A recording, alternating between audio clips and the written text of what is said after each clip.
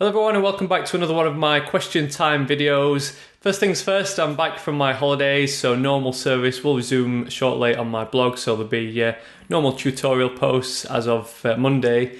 If you want to see what I got up to on my holiday to Cyprus, then you can check out my little video that I filmed on this GoPro camera over on my chrisspooner.com blog. But today's question is all about logo design, and the question is submitted by someone, didn't add the name, but the question is, I've been a freelance designer for a few years now, but I'm curious to know what files and formats you and other designers give to clients who you designed a logo for. So when I've designed logos for clients in the past, I'd usually supply an EPS file or the Adobe Illustrator file. Usually the EPS file because it's more widely supported on apps like CorelDRAW. So the EPS vector file would be for professional use.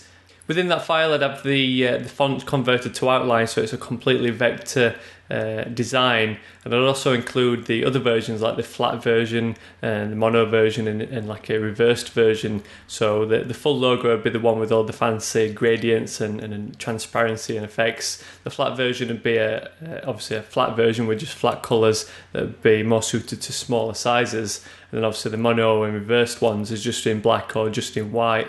Beyond that, I'd also supply JPEGs and PNGs for the client to actually use themselves. These image files would be of all those variations plus various sizes, so they can use them in, say like just stick it in the corner of a Word document, or they might want to use it on the website or attach it to an email footer or something like that. And then depending on the client, if they're quite design savvy and they've got Photoshop themselves, they'll sometimes supply a Photoshop document with a transparent background. But one other thing you might want to consider sending to the client with your logo files is some kind of brand guidelines document, just to make sure your logo is used exactly how you designed it to be. So I think the basic things to include is little do's and don'ts, like don't stretch the logo, don't squash it, don't add some sort of horrible drop shadow to it. Brand guidelines also give directions on when to use the flat version and the mono version and the reversed version, depending on the size that it's been used at and the background colour that it's been placed on. Say if you've designed a blue logo and it's going to be placed on a red background, in your brand guidelines you might want to explain that in that case you might want to use the reversed or white logo or the mono version. And because the brand guidelines are explaining how the logo is used as an entire brand, it makes sense to include what colours are used in CMYK values or Pantone values if they're applicable, and even the fonts that you've used and the variants of different fonts that have been used in the logo. I personally don't tend to supply the font files along with the logo because obviously the fonts I've bought are licensed just for me and they're not licensed for redistribution. So you'd have to explain to your clients that if they did want to, use your brand that you've developed as part of the logo, they would then have to buy the font file themselves.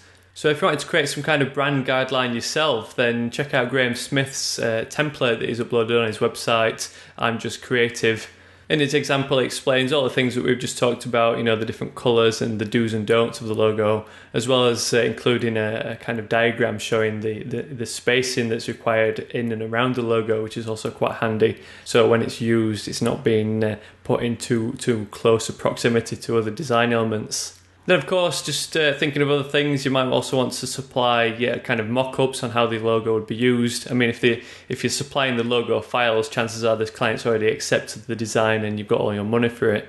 But if you're in the logo development stage, it's always handy to send along mock-ups with your concepts just to give an idea on how it'd look on a business card or a t-shirt or little bits of little products and things like that. It can also help out. So that's about it for my ramblings on logo design for this week's question time video.